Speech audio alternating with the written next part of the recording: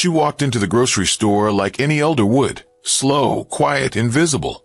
They saw gray hair and wrinkled hands. What they didn't see was the woman who once decoded enemy transmissions, who served a country that still judged her by skin, not sacrifice. By the time they looked closer, it was too late. Pricewell Grocery was the kind of place where people argued about coupons and bulk cereal.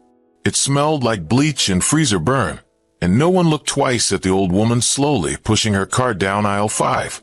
Her name was Ms. Ruth Langston, 74 years old, crocheted hat, thick glasses, a small cane she refused to replace even though the rubber tip was worn down to metal. Her cart rattled gently as she made her way past the canned goods. People didn't notice her necklace, thin gold, barely visible under her buttoned sweater. A pendant that looked simple, until you were close enough to read the engraving. But no one got that close. Not yet. Aisle 5 was quiet until the shouting started. Up near the self-checkout lanes, 2 young security guards, barely past 25, were trying to stop a boy from running. He dropped something, then sprinted. Everyone turned. Ruth didn't. She just kept walking. Quiet, deliberate. But her walk, her timing, would place her in the wrong place at the worst moment. She reached the end of the aisle just as the store's assistant manager called out, "Grab her." One of the young officers, face red and pulse high, saw Ruth, still walking, still calm, and assumed she was the one the manager meant. "Hey," he barked. She turned, startled. "Me." He didn't answer. He grabbed her arm. Not gently. "What's in your bag?" "My purse," she asked, confused. "Don't play dumb." The second officer rushed over. Now the store had gone quiet. Customers froze. Phones came out. And Ms. Ruth? She stood with her head tilted slightly, eyes soft but tired. Not surprised, just disappointed. "I didn't take anything," she said softly. "Then you won't mind if we check." The first cop snapped. The manager finally came closer. "Wait, that's not the one." The kid ran. But they weren't listening, because she looked like someone who might. Because sometimes, suspicion doesn't come from behavior. It comes from bias. "Please," Ruth whispered. "I have arthritis in that shoulder." The officer yanked her purse. Her necklace slipped out from under her sweater. He didn't notice, but one woman in the crowd did. Eyes widened. She started recording. "Officers," the woman called. "You might want to look at her necklace." They ignored her. So she said it louder. "She's wearing a VA Intelligence Commendation medallion. She's someone." That's when the second officer glanced down and froze. There it was. Gold. Polished. Sealed with a federal insignia most people never saw. The kind of award given to people who don't just serve quietly, but do so in classified capacity. The kind of necklace that says, "She's not who you think she is." The crowd stirred. A few people started clapping. Others started filming. And the assistant manager went pale. To the officers, it was just another stop. To Ruth Langston, it was the start of something bigger, because she'd been quiet her whole life. But now the world was watching, and silence wasn't her duty anymore. The officer stepped back, eyes locked on the pendant now glowing under the store's fluorescent lights. It was small, elegant, but the detail was impossible to miss. A golden circle etched with an eagle, wings extended across a ring of 13 stars. Beneath that, an inscription most civilians couldn't even decode. Department of Veteran Affairs, Directorate for Intelligence Support. The second officer leaned in. "What is that?" The woman filming answered before Ms. Ruth could. "That's a federal commendation. My uncle got one from the Pentagon. You don't just get those." The store had gone completely silent. Ruth stood straighter, not to explain herself, but to remind them she didn't owe them any. The manager rushed over, red-faced and rattled. I'm sorry, ma'am. This has all been a misunderstanding." Ms. Ruth raised an eyebrow. "Oh, so now I'm ma'am." He opened his mouth. Nothing came out. The officers were quiet now. Too quiet. One of them looked like he wanted to disappear. The other still had a sliver of pride, fighting to stay on his face. But it was fading. Fast. Another woman approached, mid-30s, wearing scrubs and holding her phone to her chest like it was sacred. "I saw what happened," she said gently. They grabbed you without cause. Ruth nodded once. They didn't ask. Just assumed. You want me to send you the video? No need. Just hold on to it. A younger man chimed in. They can't get away with that. Not after seeing that necklace. Ruth gave him a small, tired smile. They've gotten away with worse. Outside the store, the crowd spilled into the parking lot. Some still recording. Others whispering about what they'd just witnessed. The clip had already hit a local community page before Ruth even made it to her car. 30 seconds of silent racism, and 2 seconds of a necklace that spoke louder than any argument ever could. That night, the video reached over 48,000 views in 5 hours. By morning, it was 200,000. People were sharing it with captions like, "She served her country. It didn't serve her back. Her silence was more powerful than their badge. We need to know her name." They soon would. The next morning, a knock came at Ruth's door. She opened it to find Captain Teresa McConnell, dressed in a crisp navy blue blazer, insignia pinned over her heart. "Ms. Langston?" she asked respectfully. Ruth nodded. "Yes, I'm with the Department of Veteran Affairs. We saw the video. I served under someone who used to speak of you often." Ruth blinked. Slowly. "Oh, he called you the ghost cipher. Said you cracked codes no one else could." Ruth smiled faintly. "That was a long time ago. Still matters today." Captain McConnell handed her a folder. "The Secretary of Veterans Affairs would like to issue a formal apology. The city's already been contacted. There's talk of a public acknowledgement." Ruth took the envelope, but her eyes were tired. "I don't want parades. I want them to stop dragging people like me through dirt before checking who we are." Captain McConnell nodded. "Understood. And even if I were just a woman buying groceries, I'd still deserve respect. That's the part we're working on, ma'am." That afternoon, Ruth sat at her window sipping tea. The sunlight hit her necklace, just right. And for the first time in a very long time, she didn't feel invisible. Before the arthritis, before the cane, before she was the quiet old woman at the grocery store, Ruth Langston went by another name. Agent R.M. Langston. She wore heels like they were combat boots and lipstick like war paint. She didn't just serve. She solved things that scared men with 10 times her clearance. And she did it in silence. It was 1976 when she joined the Defense Intelligence Agency, recruited right out of Howard University. They had seen something in her, something sharp, something hidden. They needed translators, codebreakers, women who could think 3 steps ahead in a world where the enemy was always changing its mask. Ruth wasn't flashy. She didn't talk big, but she could read enemy encryptions faster than the mainframe could process them. And in 1981, she intercepted a message that stopped a chemical weapon transfer in North Africa before it reached the wrong hands. No news article, no medal ceremony, just a memo with her initials and a quiet thank you from a director who never looked her in the eye. For 17 years, she decoded everything from enemy weapon manuals to whispered threats sent through back-channel audio logs. But in meetings, her voice was often ignored until a man repeated the same idea 2 minutes later. She never flinched. She just kept solving. Because in her world, noise didn't equal power. Proof did. She left the agency in 1993 after her last mission in Eastern Europe. Nothing dramatic. No fanfare. Just a quiet exit and a desk drawer full of secrets she'd never be allowed to share. She returned to her hometown in Illinois, bought a small house, and learned to enjoy silence. Real silence. The kind you choose. She taught math at a local community center, volunteered for veterans who didn't even know she was one of them, and shopped at Pricewell twice a week, always in the morning before the lines got long. The necklace, that was the only thing she kept from her years in the dark. Not to show off, just to remind herself that she was once trusted with the kind of truth most people aren't strong enough to hold. The irony wasn't lost on her when 2 junior officers had yanked her arm and demanded to know what she was hiding. Because for most of her life, she'd been hiding her whole self. Back in the present, Ruth sat in her living room as her niece, Nia, flipped through the folder Captain McConnell had left. "This is crazy," Nia said. I knew you worked for the government, but you never told me this. Ruth smiled. You don't tell secrets when you're trained to keep them. Yeah, but Auntie, this makes you a legend. No, baby. It makes me tired. Nia laughed.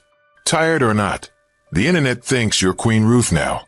You've got veterans tagging you in tribute posts. Ruth looked away, out the window. I just want people to stop acting like dignity has a dress code. The doorbell rang. It was a journalist from a national news outlet. Ruth opened the door, ready to turn them away. But the young woman paused and said gently, My grandmother was in the Women's Army Corps. She always said black women had to serve twice and speak half as much. I just wanted to say thank you. Ruth didn't smile, but she didn't close the door either. She nodded. Then maybe you understand why I stayed quiet. The journalist asked, Are you still staying quiet? Ruth considered the question.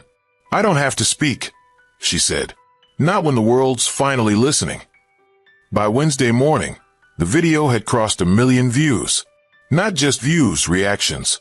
Veterans reposted it with hashtags like #HonorRuth and #WeSaluteYou. Civil rights pages called her the hidden soldier they didn't see coming. Even celebrities began chiming in. One actor tweeted, This is what black excellence looks like. Quiet, patient, unbothered until she's provoked. And with every repost, the heat turned up on the two officers. Officer Dalton and Officer Reese sat stiffly in a conference room at precinct headquarters. The chief of internal affairs stood over a folder, so thick it looked like a legal brick. Public relations is on fire, he said coldly. Do either of you understand what you just did? Dalton tried to shrug it off. She matched a vague description. We were trying to be proactive. Proactive, the chief snapped. She wasn't even near the theft. And you never verified anything before putting hands on a senior citizen. Reese muttered, We didn't know who she was. That's exactly the problem, the chief growled. You treated her like a suspect because she was elderly, black, and alone. Now, she's a retired federal asset with a commendation you two idiots couldn't spell. Across the city, Ruth sat in her living room, watching a panel of anchors dissect the event like it was a public trial. She never raised her voice. One anchor said, That's what made it more powerful. Another added, It's the dignity that unsettled people. She didn't yell. She didn't cry. She just stood there, and that necklace said the rest. Nia scrolled through comments on her phone. She's all of our mothers. Our grandmothers. The calmness. The poise. I hope I carry myself like that when it's my turn. This is why you treat everyone with respect, because you never know who's standing in front of you. Ruth turned down the volume. She didn't need the noise. She had already lived the proof. By Friday, things got worse for the officers. The Civilian Oversight Board launched a formal inquiry. Multiple complaints were filed, not by Ruth, but by witnesses who had been in the store that day. 3 people from the crowd submitted affidavits describing the aggression, the tone, the dismissiveness. 2 of them had never met Ruth before in their lives, but they couldn't forget the way her shoulder dipped when her bag was yanked. How she stood still while the world shifted around her. How they had once ignored people like her too. The grocery store issued a full-page public apology. Ruth received a personal visit from the regional manager, a gift basket, and a stack of corporate talking points she never read. She gave the basket to her neighbor. And the apology letter? She folded it, filed it, and wrote on the front, Didn't need this, but I kept it anyway. That weekend, a community group called Shield Our Seniors asked her to speak at their fundraiser dinner. She declined, then changed her mind. She wouldn't talk about the incident. She would talk about legacy, about being underestimated, about how many medals black women wore in silence, raising kids, serving countries, leading quietly through decades of disrespect, because maybe they wouldn't listen to anger, but they would listen to dignity armed with history. Meanwhile, Officer Dalton scrolled through Twitter in silence. He read one comment over and over again. It's one thing to be wrong. It's another to be loud and wrong, and the whole world has receipts. And for the first time, since that morning at Pricewell, he felt small. The church gymnasium smelled like coffee, folding chairs, and anticipation. It was standing room only. Rows of retirees, activists, local students, and off-duty city workers packed the building. Most had come not because they saw a flyer, but because they saw the video. The one with the old woman who didn't flinch. The one with the necklace. Ruth hadn't wanted to come. Not to speak. Not to perform. But this wasn't about her anymore. It was about every person who looked like her and had been treated like she wasn't supposed to matter. 2 folding chairs near the front were labeled guest speakers. One had Ruth's name. The other, Officers Dalton and Reese, attendance required. That had been the city's idea. A show of accountability. Both officers arrived 10 minutes early. Dalton looked like he hadn't slept. His badge had been removed per disciplinary review policy. Reese wore plain clothes. Fidgeted constantly. They sat. Silent. Still. Every glance from the crowd was a spotlight they couldn't hide from. The mayor gave a short welcome. We are gathered tonight not to shame, but to listen. Not to speak for, but to hear from. And then, our next speaker needs no introduction, but she deserves one. The applause that followed was not loud. It was steady, purposeful, respected. Ruth stepped up to the podium slowly, her cane clicking against the hardwood. She looked out over the room, at every pair of eyes waiting. Then at the 2 officers seated near the front. I'm not here to go viral, she began.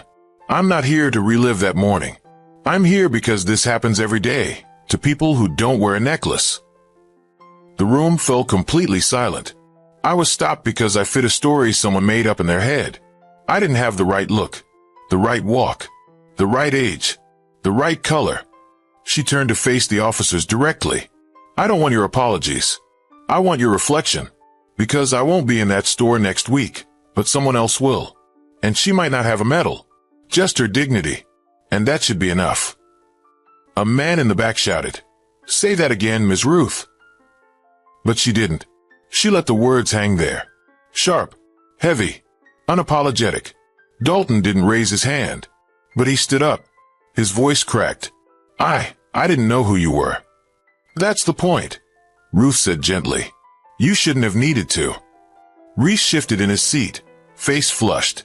A young girl in the second row whispered to her mom, "She's like a superhero."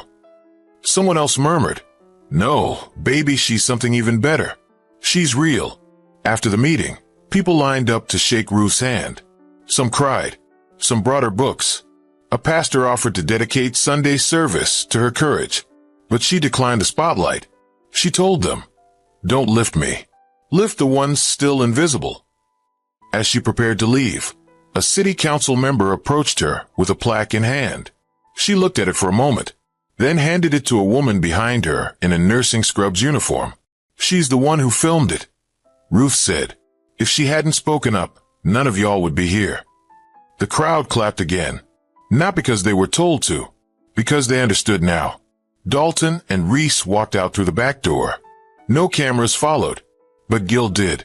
For once, it wasn't just about losing a badge.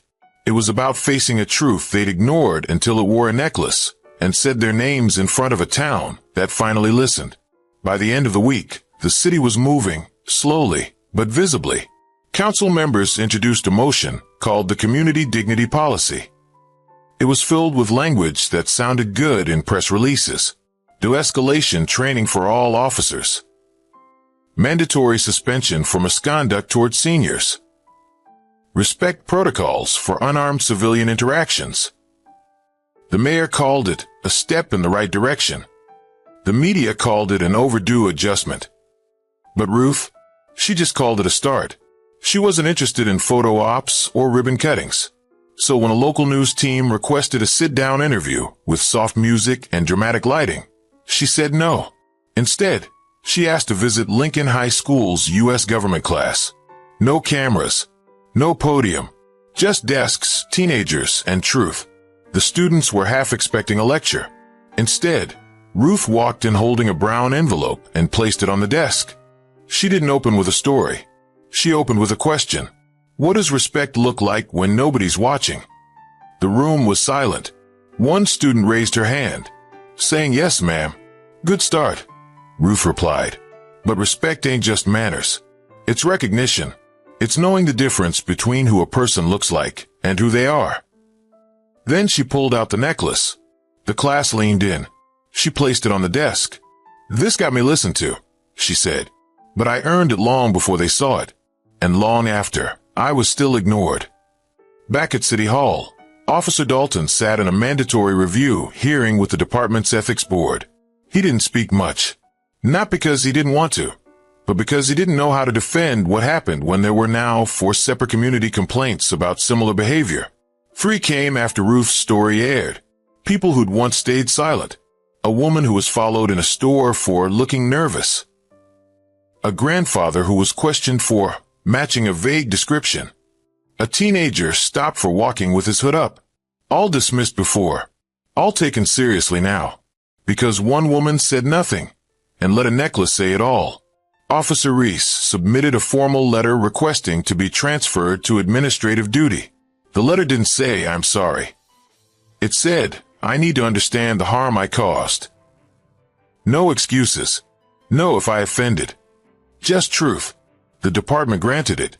For the first time in years, someone stepped away from power on purpose. At home, Ruth sat in her kitchen, folding laundry slowly. Nia walked in holding her phone, smiling. A poet from DC wrote a whole piece about you. Ruth raised an eyebrow. A poem. Want to hear the title? Do I? Nia grinned. She wore a cane, a cardigan, and a warning. Ruth smirked. Clever. You inspired people. I didn't mean to. Still did. Ruth placed a folded shirt on the table and looked at the necklace lying beside her tea. I just wanted eggs. Meanwhile, the grocery store held a staff meeting. New policies were announced. Staff were trained on identifying profiling. And at the end of the session, a framed photo of Ruth was quietly placed on the break room wall. No gold frame. No long title. Just 3 words typed under her name. Respect. Always. First. Because in the end, the lesson wasn't about medals or memory. It was about presence. And how sometimes, the most powerful voices are the ones that never needed to shout. The sliding doors at Pricewell opened with their usual mechanical sigh. Same automated chime. Same scuffed tile floors. But this time it was different. Because everyone saw her. Not just a glance. Not the dismissive flick of the eyes reserved for seniors with canes. No, this time eyes lingered. Shoulders straightened.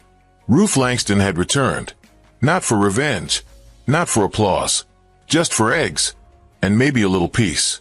The same store manager, Mr. Farley, stood near the customer service counter, straightening impulse racks. He turned, caught her in his periphery, and froze. Then walked toward her with hands slightly raised, like someone approaching royalty, or a reckoning. "Ms. Langston," he said softly, "I just wanted to say we've made some changes."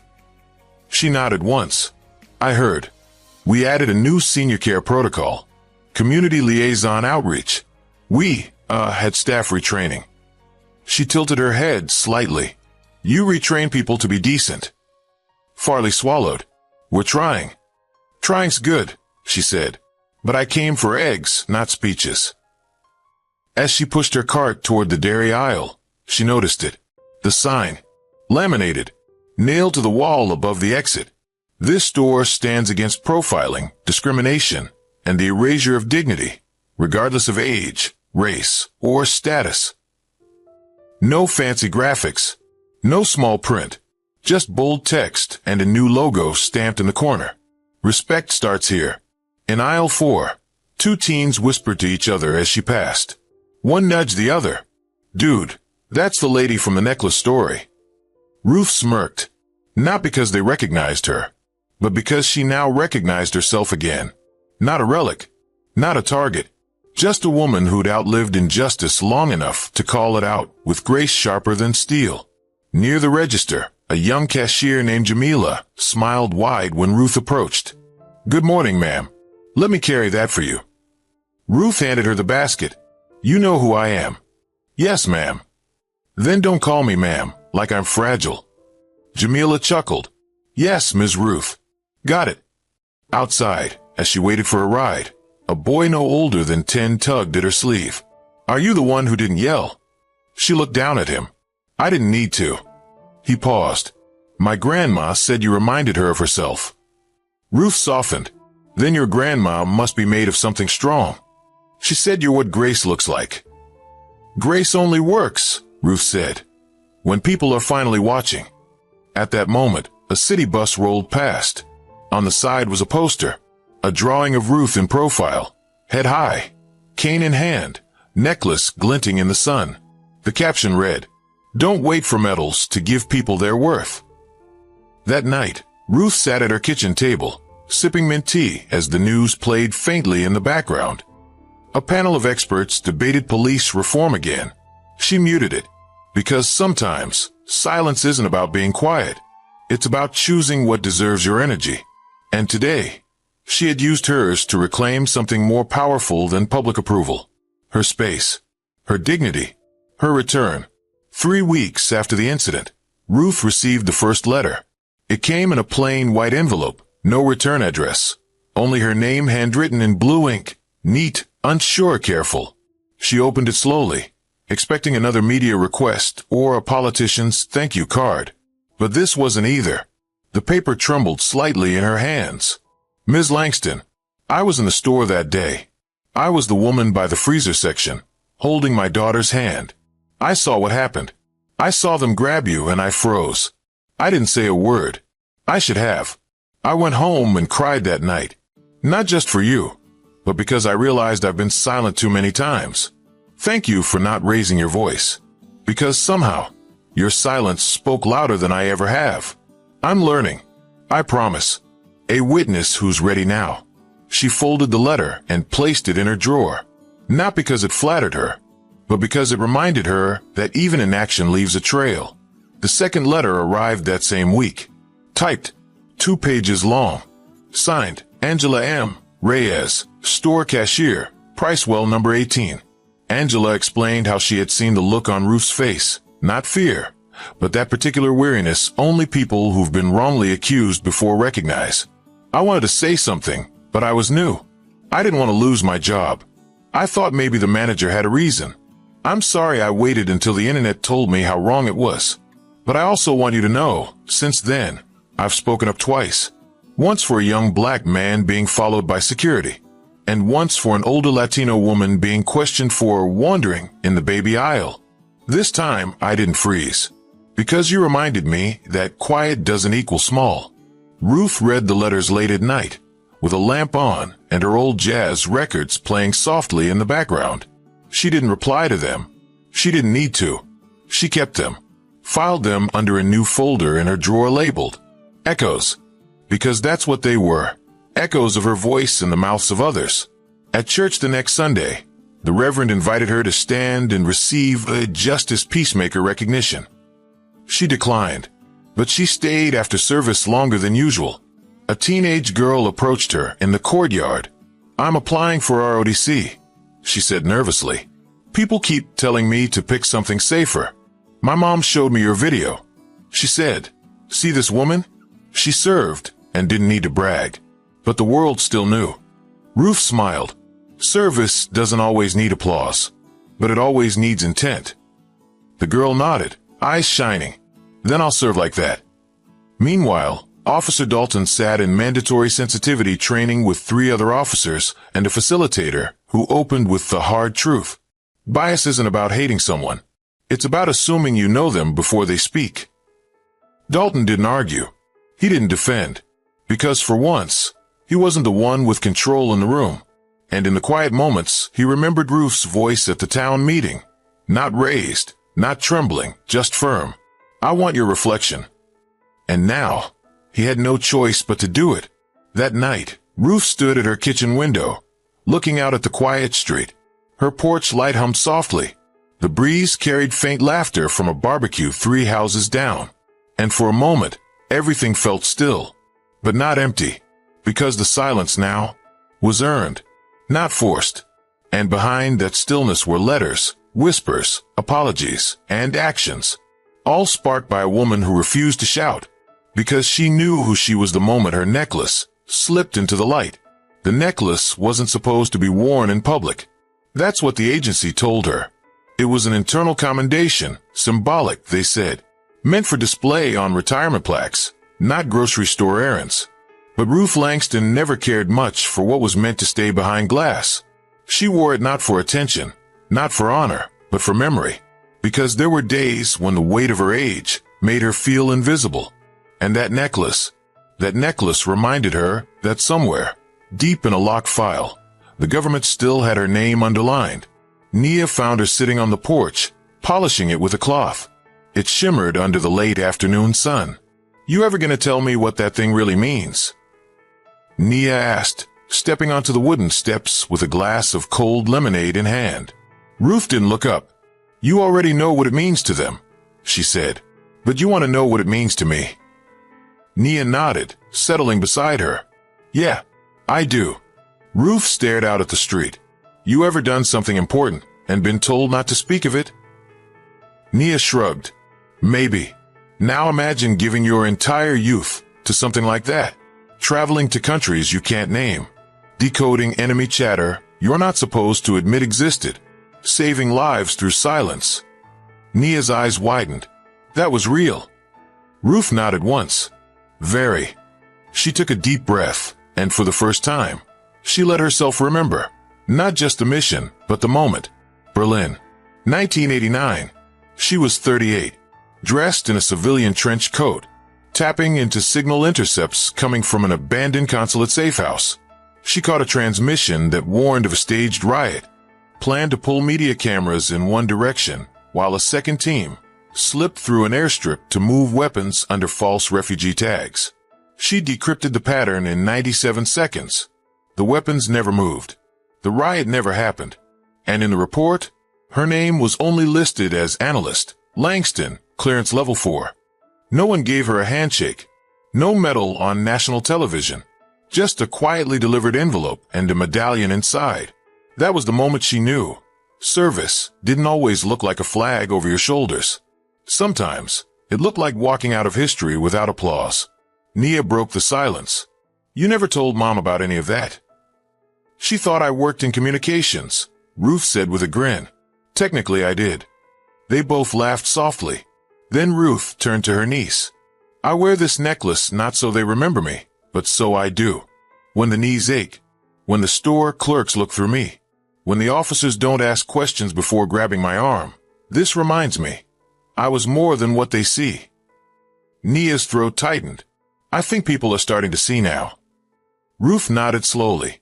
"Maybe. But don't wait for the world to notice you to know your worth." Later that night, Ruth opened a letter from the Department of Veteran Affairs. Inside was an invitation to be recognized at the National Capitol during their annual Women in Service ceremony.